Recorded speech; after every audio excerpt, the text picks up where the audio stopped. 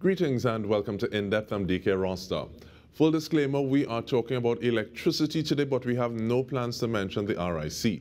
Now, T&TEC Corporate Communications Manager Annabelle Brasnell and Manager System Control and Generation Interface John P. Colthrust, they join us to discuss conservation and management of customers' electricity costs.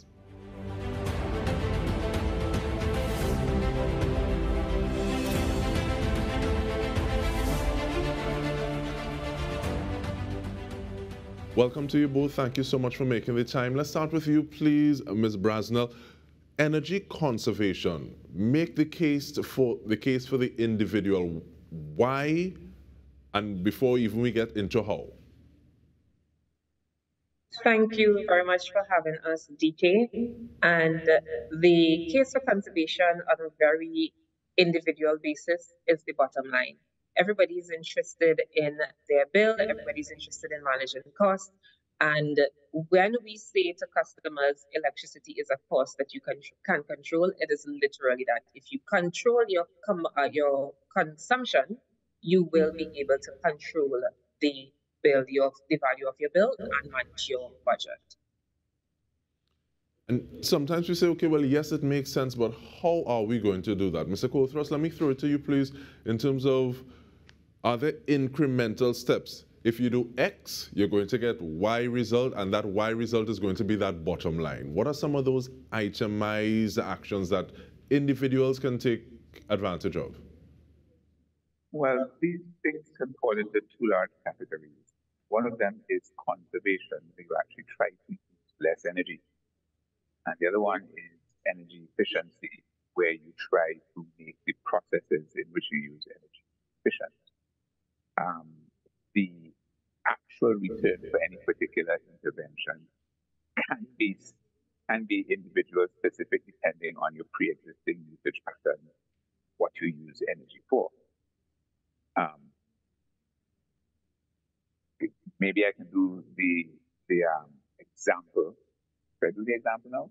Yes, please, give that an example. Okay, so one customer pointed out that they had a security light in the form of a 100-watt light bulb, which was operated 12 hours a day. Now, that amounts to 72 kilowatt hours per billing cycle. And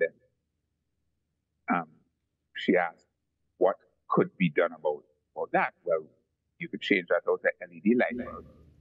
And an LED light bulb using the same amount of light consumes 13 watts, which amounts to 9.36 kilowatt hours per billing cycle, saving just about 62 and a half kilowatt hours, at a savings of $26.07 VAT inclusive. And you could multiply that by as many security lamps as you have. And it makes me, before you continue, it makes me want to ask the question, I know, and you just itemized or you just explained how all bulbs are not created equal. But are there things that can be done to say, okay, well, yes, this is the bulb that I want versus this? And I'll go to you for that, please, Ms. Brasnell. So, yes, the three types of bulbs that people typically use would be incandescent bulbs, compact fluorescent bulbs, and LED bulbs. Incandescent bulbs and LED bulbs, the domestic scenario, look very similar. The incandescent ones would be those old screw-type bulbs, and the LED bulbs very similar, except that they tend to have the base has a piece of plastic that extends further up the stem of the bulb, and the housing for the bulb is usually plastic. It's not glass. And the LED bulbs conserve or use approximately 85% less electricity than the incandescent bulbs. The compact fluorescent bulbs are what people refer to as the curly bulbs. The screw-type bulbs, but it has that curly feature. Those are second best. So the worst is the incandescent. The second best is the compact fluorescent, and the best is the LED bulbs that the customer can use. Yes. Now, I wanted to just add to that scenario where the customer talked about having to leave security lights on through the night. You have other options.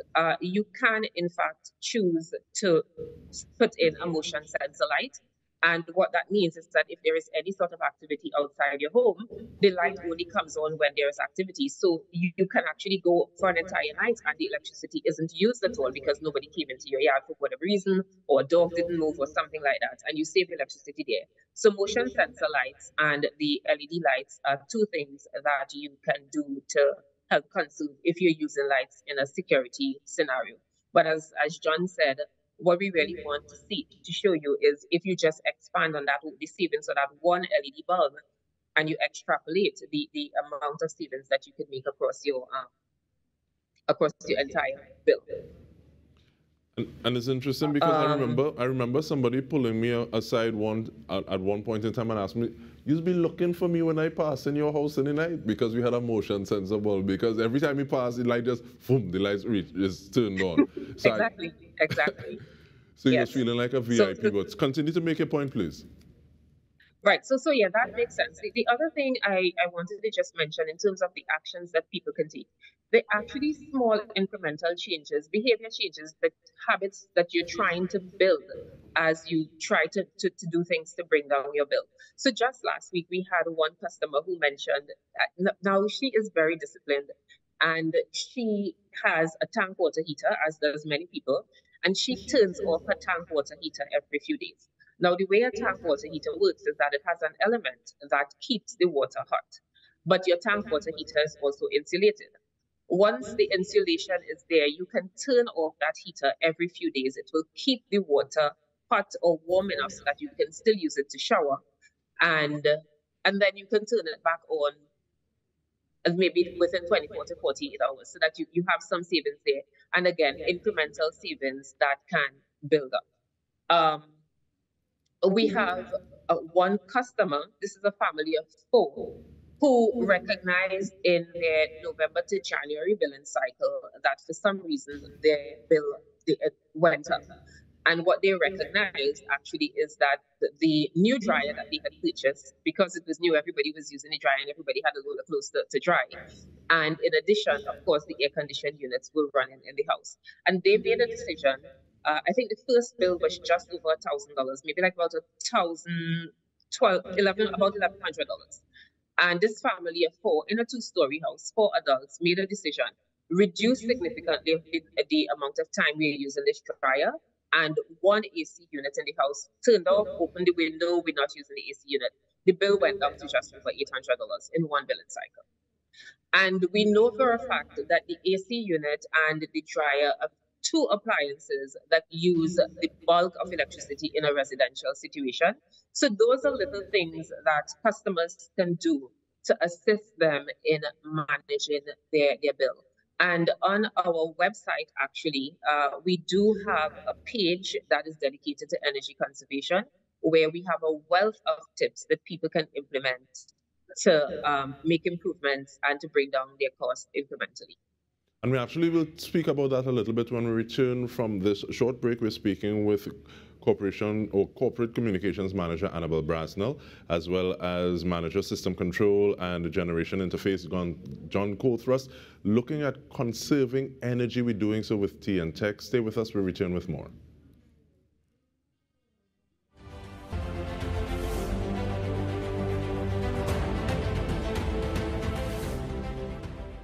Welcome back. We are speaking about energy conservation. We're doing so with Annabelle Brasnell and John Colthrust of T&TEC.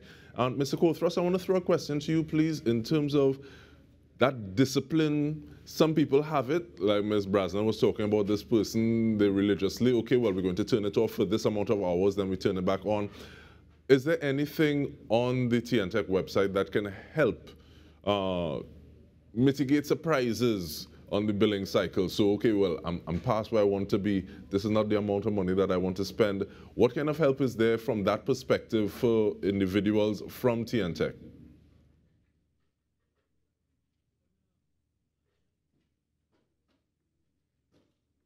Mr. Colthrust?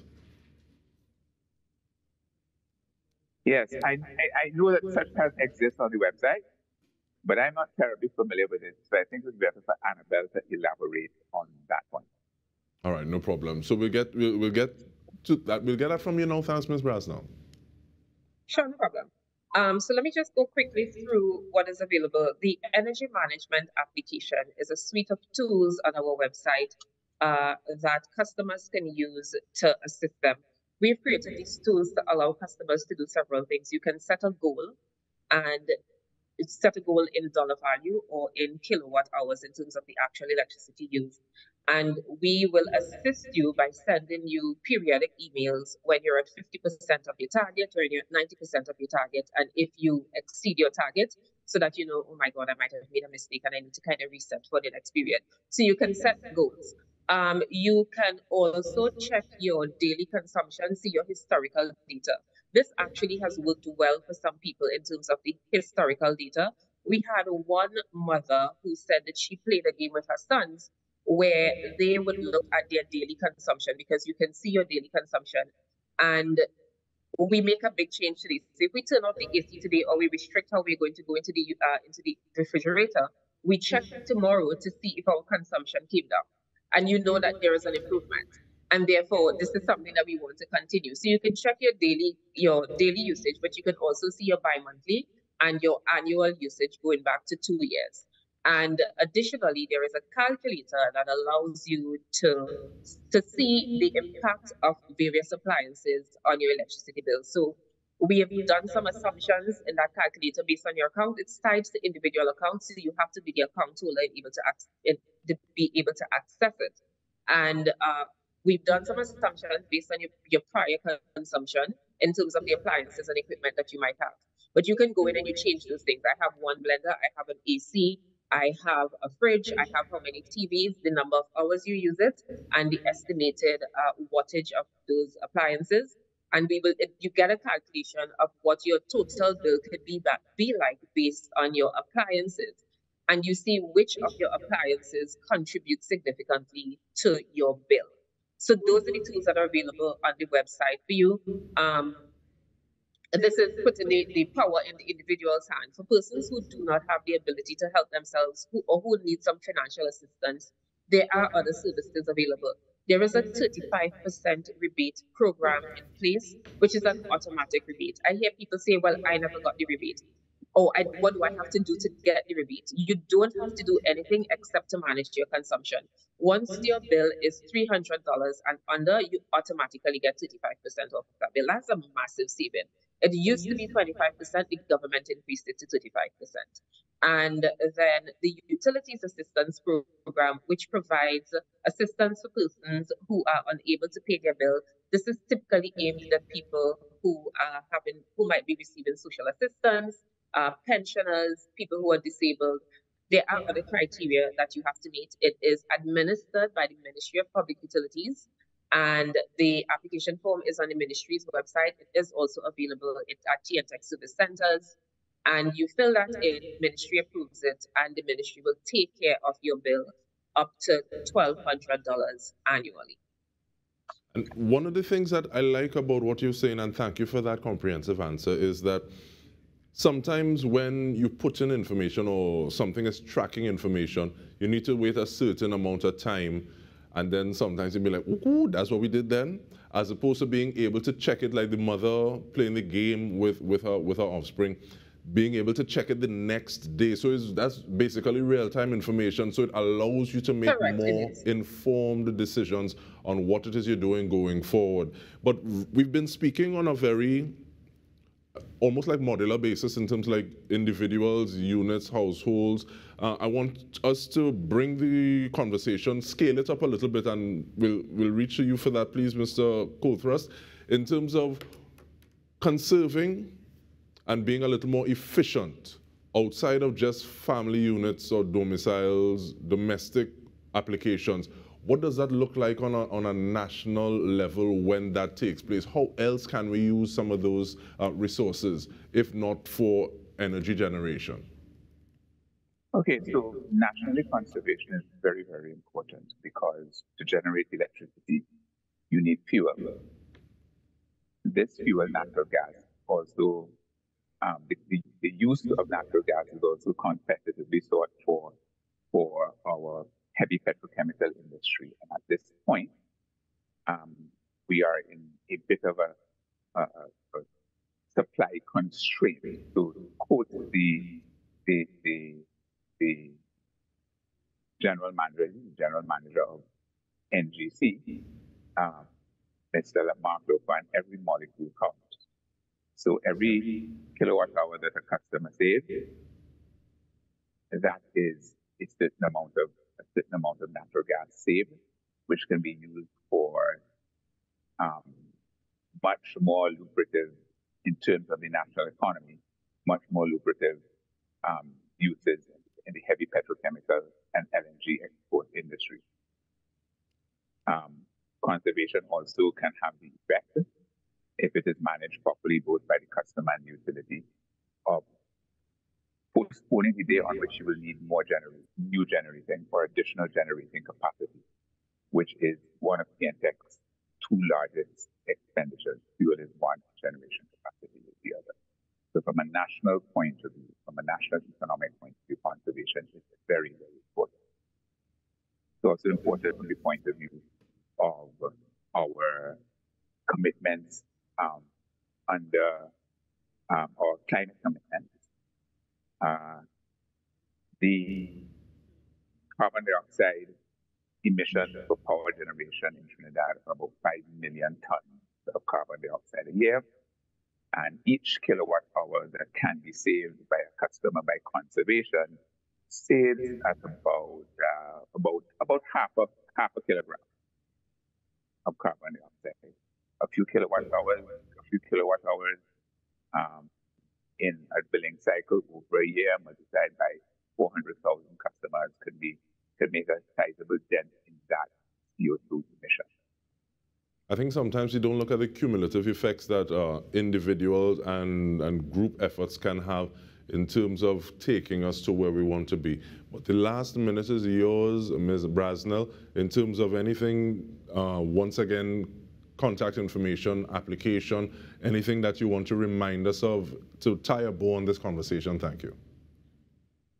I actually just wanted to add something regarding conservation, but from the government perspective, people would typically ask, well, individuals have been asked to conserve, and yes, there's a benefit for the individual, and there's a national benefit, but the state is also contributing to the conservation of natural gas. There is a renewable energy plant being constructed by a consortium of BP, Shell, that two plants that should be coming on stream in 2024 with a total of 121 megawatts. Mr. Colthrust, is that correct? 112. 112 megawatts, which should be coming on stream in 2024 using solar energy for generation purposes.